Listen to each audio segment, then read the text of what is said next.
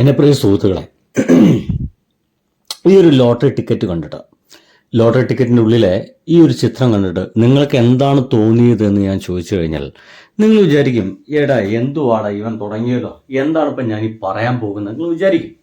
സുഹൃത്തുക്കളെ, ഞാൻ വളരെ അത്ഭുതത്തോടു കൂടി പറയാൻ പോകുന്നത് എന്തുകൊണ്ടാണ് ഈ സ്ത്രീക്ക് മാത്രം ഇങ്ങനെയൊക്കെ തോന്നുന്നതെന്നാണ്. ഈ ഒരു പോസ്റ്റർ ഷെയർ ചെയ്തിരിക്കുന്നത് നമ്മുടെ ശശികല ടീച്ചറാണ്. ഇതെന്താണ് കേരള സർക്കാർ ഇതിലൂടെ അർത്ഥമാക്കിയത്? എന്ത് ലോട്ടറിയും ശിവലിംഗവും തമ്മിലുള്ള ബന്ധമെന്ന്? ഏത് സഖാവിന്റെ സ്വന്തം സഖാത്തിയുടേതാണ് ശിവലിംഗത്തിലേക്ക് ധാരയിട്ടുന്ന ഈ ഫോട്ടോ? ആർട്ട് ഇൻസ്റ്റലേഷൻ എന്നൊന്നും പറഞ്ഞു വരണ്ട. അടുത്ത ലോട്ടറിയിൽ ആ ശിവലിംഗത്തിന് ചുറ്റും ഒരു കറുത്ത തുണി കൊണ്ടുള്ള മറ കെട്ടി ഇതേ ചിത്രം കൊടുക്കാമോ, ഈ ചലഞ്ച് ഏറ്റെടുക്കാമോ എന്ന് ചോദിച്ചുകൊണ്ട് ആ ഒരു ചിത്രം ശിവലിംഗമാണെന്നും അതിലേക്ക് രക്തമൊഴുകുന്ന ഒരു ചിത്രമാണ് അവിടെ കൊടുത്തിരിക്കുന്നതെന്നും തൊട്ടുമുകളിൽ ഒരു സ്ത്രീ യോനിയാണെന്നും ആ സ്ത്രീ യോനിയിൽ നിന്ന് ഒരു രക്തമൊഴുകുന്നു, അത് നേരെ ശിവലിംഗത്തിലേക്കാണ് വീഴുന്നതെന്നും പറഞ്ഞിട്ട് ഇപ്പോഴത്തെ നമ്മുടെ ശശികല ടീച്ചർ ഒരു പോസ്റ്റ് എഴുതിയിട്ടുണ്ട്.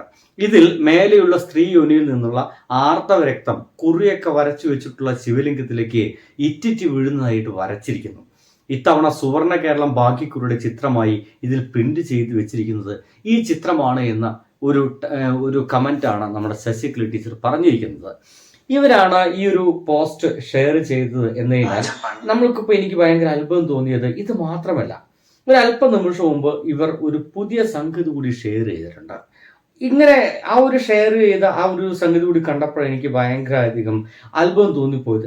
എന്തുവാടാ ഇവർക്ക് മാത്രം എവിടുന്നാണ് ഇത്ര അധികം സംഗതികളൊക്കെ കിട്ടുന്നത് എന്നുള്ളതാണ് എനിക്ക് അത്ഭുതം ഉണ്ടായത്. നോക്കിക്കോളൂ, ആ ഒരു സംഗതി ഇങ്ങനെയാണ്. ജനൻ ടി വിയിലാണ് വന്നിട്ടുള്ളത് എന്നുകൊണ്ട് ഇത് നിങ്ങൾ അത്ര അത് വിശ്വസിക്കൊന്നും വേണ്ട. ക്രിസ്തുവിന് പകരം നഗ്നയാ സ്ത്രീ, കൊച്ചി ബിനായിലയിലെ ചിത്രത്തെക്കുറിച്ച് ചർച്ച എന്ന രീതിയിലാണ് സംഗതി കാണുന്നത്. നിങ്ങൾക്ക് കാണാൻ സാധിക്കും, കൊച്ചി ബിനായിലയിൽ മട്ടാഞ്ചേരി ബസാർ റോഡിൽ അവസാനത്തെ അത്താഴം വികൃതമായി ചിത്രീകരിച്ച് വിശ്വാസികളെ അപമാനിക്കുന്നു.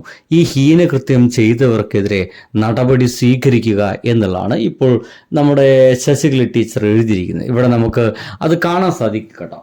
ഇവിടെ എന്നാൽ ആ ഒരു സ്ത്രീയുടെ ചുറ്റും നിൽക്കുന്നത് നമുക്ക് കാണാൻ കഴിയുന്നത് കുറെ കന്യാസ്ത്രീകളെയാണ്. ഇത് അന്ത്യ അത്താഴമാണ് എന്ന് നമുക്ക് പറയാൻ കഴിയില്ല. എന്തായാലും ഇങ്ങനത്തെ ഒരു ഫോട്ടോ വന്നിട്ടുണ്ട്.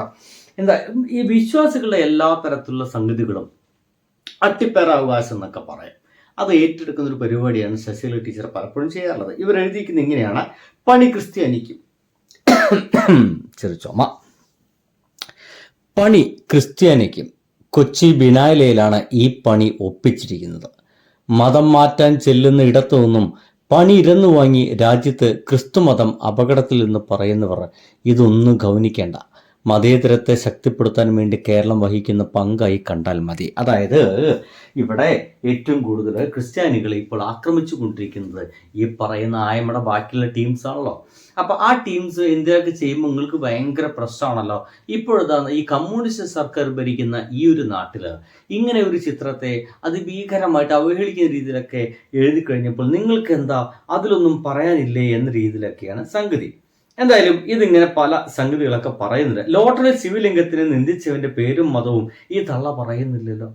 ക്രിസ്തുവിനെ വരച്ചനും ശിവലിംഗം വരച്ചനും ക്രിസംഖികൾ പിന്നിലുള്ള സംഖ്യകൾക്കിട്ട് താങ്ങുന്നുണ്ടല്ലോ തള്ളേ എന്ന് പറഞ്ഞിട്ട് ചില ആൾക്കാരൊക്കെ ഇതിൻ്റെ ഇടയിൽ എഴുതി വെച്ചിട്ടുണ്ട്. സംഗതി എന്താ വെച്ച് കഴിഞ്ഞാൽ, ഒരാൾ വളരെ കൃത്യമായിട്ടൊരു ചോദ്യം ചോദിക്കുന്നുണ്ട്.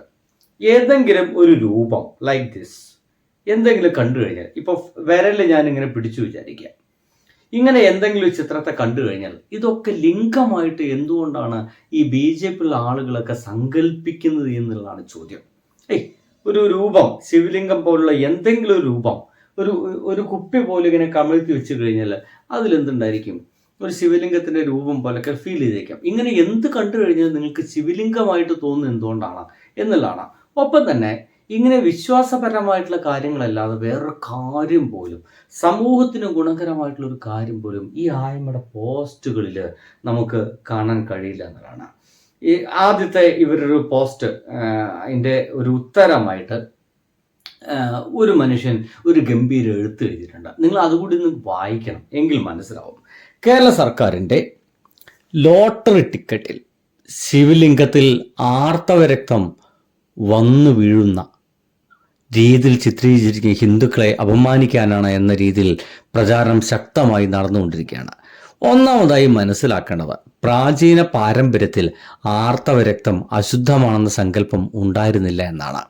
പ്രാചീന തന്ത്രഗ്രന്ഥമായ ജയദ്രഥ യാമളത്തിൽ തൃശൂലത്തിൽ ശക്തി ആവാഹിച്ച് അതിൽ ആർത്തവരക്തം അഭിഷേകം ചെയ്യുന്നതിനെ സംബന്ധിച്ച് കൃത്യമായ വിവരണങ്ങൾ കൊള്ളാം.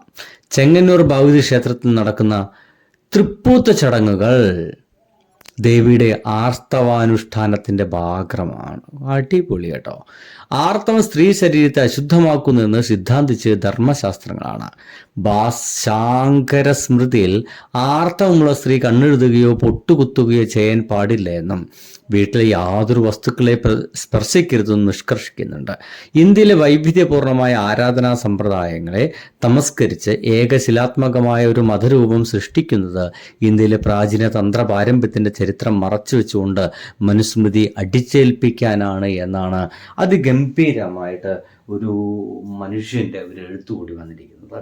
അപ്പോൾ നമുക്ക് നോക്കേണ്ട സംഗതി എന്താ വെച്ച് കഴിഞ്ഞാൽ, ഈ എല്ലാ വിശ്വാസ കാര്യങ്ങളെക്കുറിച്ച് മാത്രം ഇത്തരത്തിലുള്ള കാര്യങ്ങൾ മാത്രം നോക്കിക്കൊണ്ടേയിരിക്കുകയാണല്ലോ ശശികല എന്ന് പറഞ്ഞ ഒരു വിത്ത് എന്നതാണ്. അത്ഭുതം തോന്നിപ്പോകുന്നു. എവിടെ നിന്ന് കിട്ടുന്നു ഇത്ര അധികം സംഗതികളൊക്കെ ഇവർക്ക് മാത്രം എവിടെ നിന്ന് കിട്ടുന്നു എന്നുള്ളതാണ്. ബൈ.